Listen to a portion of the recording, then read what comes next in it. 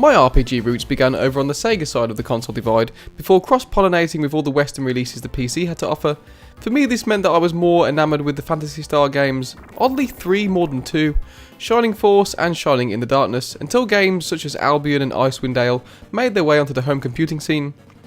Not being a Nintendo household, their 8 and 16-bit offerings didn't see the light of day until the emulator scene, and I was one of those people that first experienced Final Fantasy VII on the PC, resulting in being massively disappointed when curiously purchasing the PlayStation 1 version.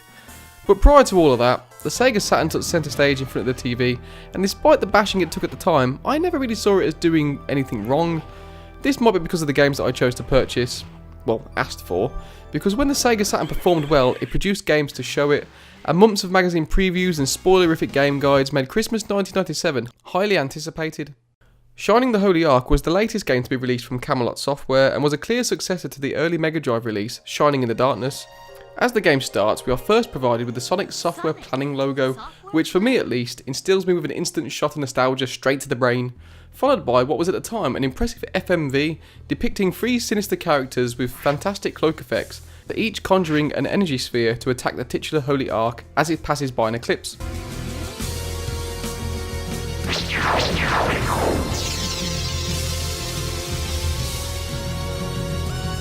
Before the Ark reaches its demise, an escape ship is seen spinning out at full speed, and we are thrown into the title screen. Having not played this game for over a decade, I had actually forgotten how it opened, and when you pair it with the Matrix-esque green grid that supplies as a backdrop to the starting menu, it gives off a heavy sci-fi vibe. Starting a new game will seem familiar to anyone who has played the game from the Shining series, allowing you to name your main protagonist. After this, we are straight into the game where there are 3 workers outside of a mine discussing the ongoings inside, where a ninja by the name of Rhodey is held up. It doesn't take long for the troops to be called in, as we are introduced to our starting party in form of the previously named Arthur, the mercenary, Melody, the shaman, and it's either Fort or Forte, I say Fort, the sorcerer. We get a brief plot setup here, where the workers speak of Rhodey's involvement with a power struggle, and that our protagonists may possibly have been assembled by the hand of one of 2 bigwigs, either being Relix or Sabato. Sabato? We'll go Sabato for now.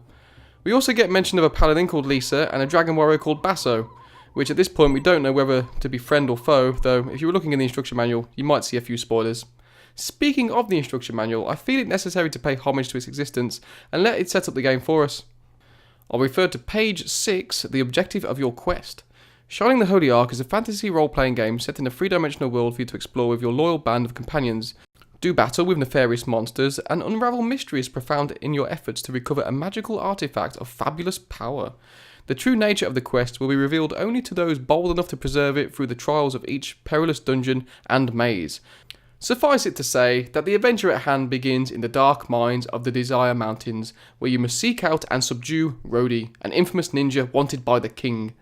Entering the Desire Mine gives us our first taste of gameplay and interaction.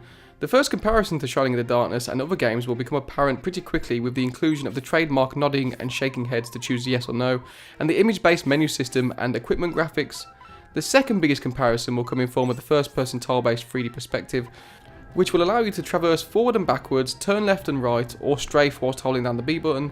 You can also sprint by double tapping forward, and this is useful not only for quick traversal, but puzzle solving. Before long, you will catch up with Rhodey, who starts speaking about spinning the threads of destiny, and confirms your presence to being down to that hag Relix, and after a short back and forth, you'll be thrown into your first battle.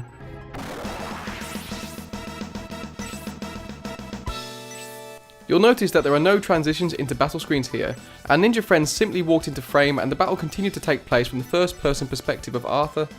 Your first impressions will be that this is standard turn-based RPG stuff. You assign all of your party an action comprising of melee attacks, magic spells, items or defending, and the round plays out in sequence based on the speed level of each character involved. The FPS view sticks to its guns during combat, having allies walk in front of you to perform actions, whilst enemies will have to approach you, and as we are locked to Arthur, our attacks are done from the camera's perspective. Despite being the first battle in the game, this is really an early boss fight, and Rhodey can hit quite hard, so you'll most likely have to employ Melody's healing spell to make it through unscathed. I quite like this approach. The game shows its hand early on and gives you the necessity to use and learn the mechanics of the characters at your disposal as soon as possible, without any fourth wall breaking tutorials. Previously I mentioned making it through the battle unscathed, which is rather an ironic statement as pretty much as soon as you defeat Rhodey, you are killed by a giant alien spacecraft.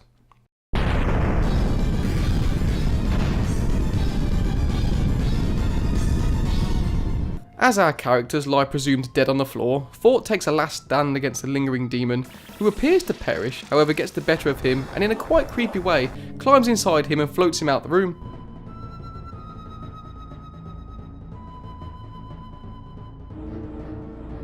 We then get what looks like a Limbo-esque dream sequence, which seems slightly similar to the opening moments of the original Shin Megami Tensei game on the SNES, being stuck in an ethereal labyrinth with demonic entities.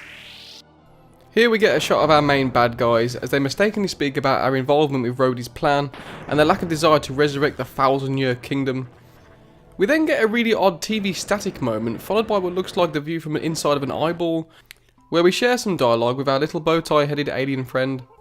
They explain that we are knocking on death's door and that they have been summoned by the creator. Rhodey suffered rather a nasty bump on the noggin and as such has plot-convenient amnesia. Melody has a fractured rib cage, which is puncturing her lung, which is possibly an unnecessary level of detail, but I like it nevertheless, and we too are in critical condition. The 3 alien spirits lend us their power, and the giant eyeball opens up and we are back in the cave. Unfortunately, Rhodey has lost all of his equipment and forgotten his spells, but as he can no longer remember his intentions, he joins our party in search of the possessed fort. From here on, the game's wheels are set in motion and we are free to proceed unrestricted.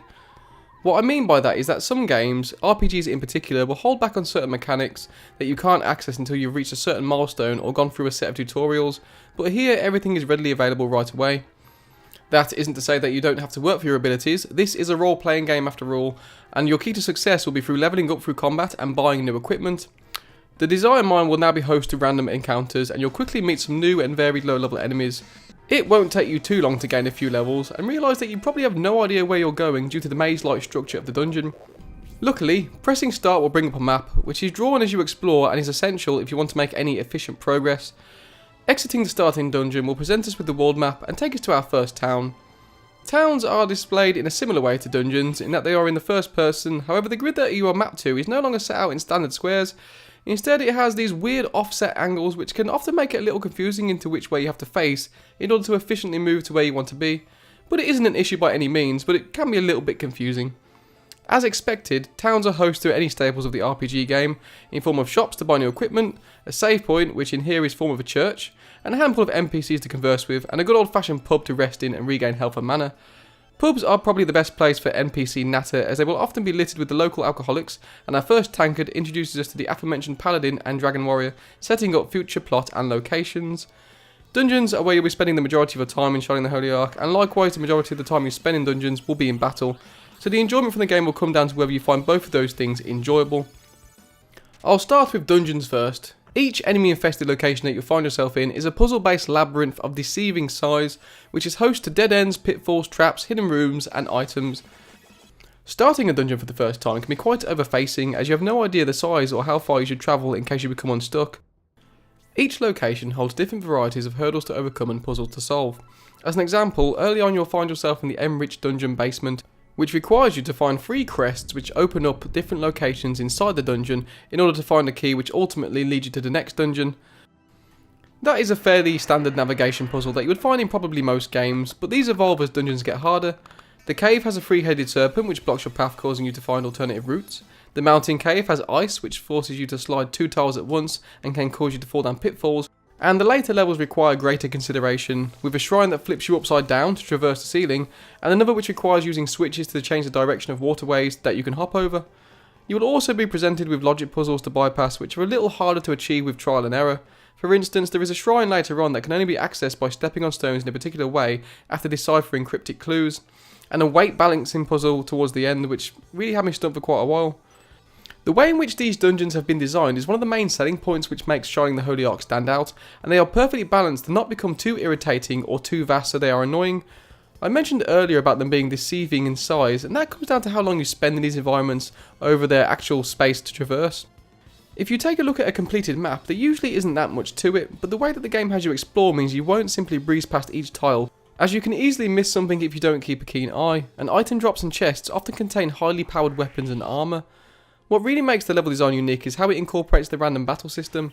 Most RPG fans will be familiar with the tried and true running around until the screen flashes and you're sucked into a battle arena away from your current location. However, Holy Ark does something quite interesting by having monsters cross your path in a logical way. Using an early encounter with a zombie as an example, he walks out from around the corner that we happen to be passing, which we couldn't see down to notice he was there. This approach has its roots set in CRPGs like Dungeon Master and Eye the Beholder, but it really helps make these environments seem organic and not just backdrop for RPG mechanics to play out on. There is logic to how every enemy appears. Bats can fly in from all directions. These tentacles from War of the Worlds live in water, so they must break up through bridges. This statue was in our way, so we gave it a good thrashing. It all fits well and helps to alleviate the monotony that can come with random battles. That's not to say that all of the enemies have amazing intros. There are one too many creatures that manage to pop up out of the ground, like these beetles or this broccoli snake, but they'll get a free pass.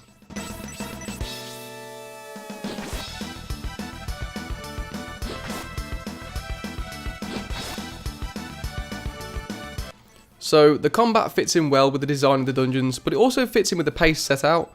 The random encounter rate is relatively low in comparison to other games, and in contrast, the combat difficulty is much higher.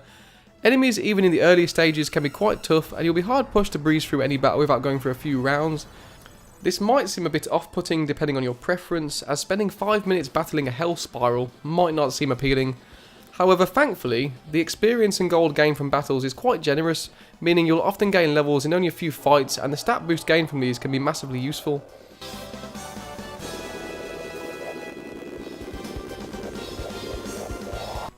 Along with your standard character improvements per level, such as hit points, attack power and defense, magic users will also gain new spells and higher levels to current spells.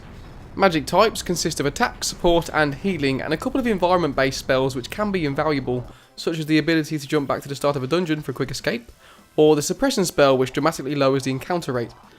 Not everyone in your party will be able to use magic, however, and each character's abilities is dictated by their unchangeable class type.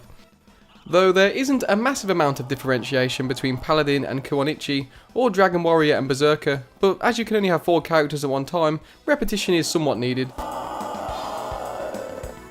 There are a total of 8 characters in the game, 4 of which can be used in one combat cycle, whilst another 4 sit on the reserve bench. At the beginning of each round, any member can be switched out for another, which makes it really useful if you are powering through with your hardest hitters and need to drop back to healers and support casters. Combat in the game is genuinely satisfying. Magic spells are pleasingly animated. The summon spells in particular show off some of the greater spectacle, and as each character levels up and obtains new equipment, they will interchange between a number of different critical attack type animations to keep things interesting. So the level design and combat mechanics are generally solid, but that doesn't mean they don't both come with flaws. The biggest downfall of Shining the Holy Ark is with its pace of party progression, which is hindered further by annoying enemy behaviour. The first few dungeons of the game only have you sporting 3 characters and a level 1 healing spell, which is oddly locked at only restoring 40 health points. This wouldn't be so much of an issue, however this can only be cast on 1 ally per round, and the majority of enemies you face have at least 1 spell which can damage your entire party. Defense against magic is also unbalanced, and you'll pretty much always take the biggest hit from spells, meaning that you'll be left with a drained party after a combat round with no real easy way to heal them all, other than to spend the next few rounds healing everyone individually or needing to be healed out of battle. This can kill the pace a little, as healing spells done outside of battle still go through the casting animation, and when only 40 hit points are restored at a time, you might be sitting through this 6 times before moving on. The 4th character you will acquire is Basso, who is a solid tank, however can't use any spells, which means once the party attacking magic comes, it's another mouth to feed. You do learn spells later on that allow you to heal your whole party, but these arrive way too late in the game. You will also acquire Akane, Doyle and Lisa, all within about an hour of each other, which makes the game dramatically easier and could have helped with the slog of the earlier game if they'd been introduced more spaced out. There is also a bit of inconsistency with the environment designs. The mine and cave sections are a tad boring to look at, but these are saved by the more interesting locations, such as the 3 shrines, and probably the most memorable, the mansion. I could have done with more locations like this.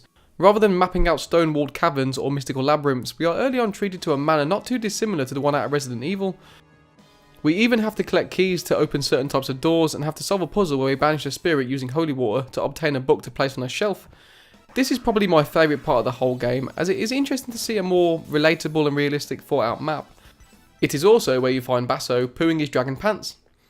As an RPG, Shining the Holy Ark is pretty standard fare, and if you're the type of person that enjoys a big rich world with lots of lore and a deep involved storyline, you're probably not going to find it here. The plot in the game serves mainly to get you to the next location, and each dungeon ends by obtaining an item to open the next one, so you're never really stuck with where to go. But where the game excels is with its delivery and characterization as a whole. Everything in the game is designed to fit in with its aesthetic. The menus, for example, are pretty clunky to navigate around and can take a long time to get things done, but their design and the icons and the layout is completely unique to the style of the game, which has a kind of playful, chubby, cheeky weight to it. It is also the unique features that make it stand out from other RPGs, and this is more of an intimate experience than most other games. Everything that happens is quite literally in your face, and this helps things like discovering a hidden passageway, finding hidden items or pixies.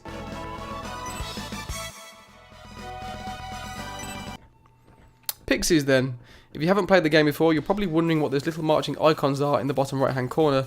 Hidden throughout the dungeons, and even sometimes in towns, hint, you will find one of 5 types of what the game calls pixies, though one of those types of pixies is called a pixie, which is a tad confusing. I first played this game when I was about 10 years old, and I've only just now discovered what these pixies actually do. If I'd only read the manual, I might have known sooner. Each pixie type corresponds to a direction: ahead, above, left, right, and below.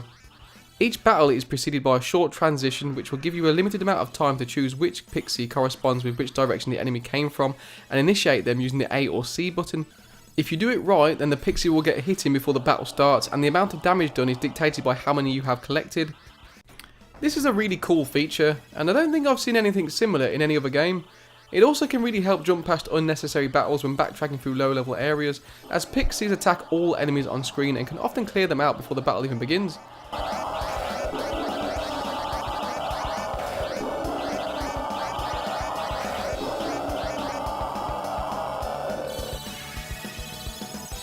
There are 50 in total to collect, and if you manage to find all of them, you can obtain a pixie bell from the lake, which can be used to call them all into battle for a massive attack. I'll wrap this up by going over some of the aspects I haven't mentioned.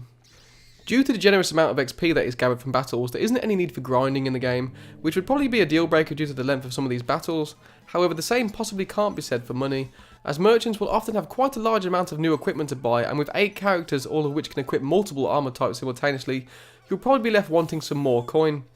Equipment in the game isn't always bought though. There are quite a few instances where enemies dropped high level weapons that weren't available in shops until quite a lot longer into the game, and to obtain the best of the best, you can always take any mithril you have found to the blacksmith, who will forge you something based on your chosen character. The music is also worth a mention. It fits the game perfectly, and most importantly has a battle theme that isn't irritating.